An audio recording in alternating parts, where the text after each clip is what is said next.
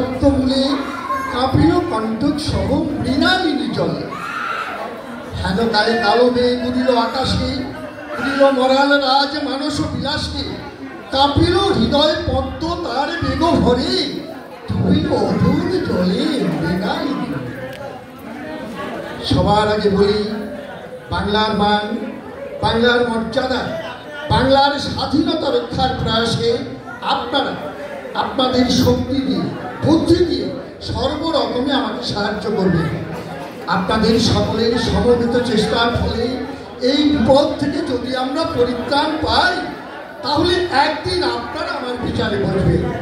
সেদিন যে দণ্ড আপনারা আমাকে দেবেন, আমি মাথা পেতে গ্রহণ করব।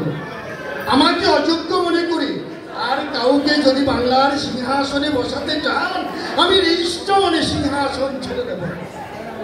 জাফর আলী খান, আপনি শুধু আমার সিপাহ সালার নন, আপনি আমার পরম আত্মীয়।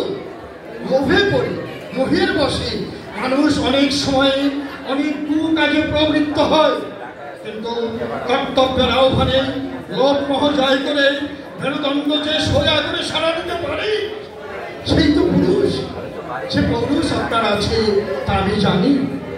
হাজারাত বল্লভ, ভাগ্যবান জগৎ শেখ, শক্তিমান রায়দুল্লভ, এই বাংলা শুধু হিন্দুর নয়, বাংলা শুধু মুসলমানের নয়, মিলিত হিন্দু মুসলমানের মাতৃভূমি গৌরব এই বাংলা। অপরাধ যা করেছি হিন্দু মুসলমানের কাছেই করেছি, আর আঘাত যা পেয়েছি তাও তাদের থেকেই পেয়েছি। পক্ষপাতিত্বের অপরাধে কেউ আমরা দায়ী নই। সুতরাং আমি মুসলমান বলে আপনারা আমার উপর বিরূপ হবেন না। যে দেখুন বাংলার ভাগ্যাকাশে আজ দুর্যোগের ঘন ঘটা, তার শ্যামল অন্তরে আজ রক্তের অপরাণ। জাতির সৌভাগ্য সূর্য আজ অস্তাচলগামী, শুধু সত্য সন্তান হিসেবে দরিদ্র মানে জননী এই সমস্যার অপেক্ষায় প্রহর গণনায় রত।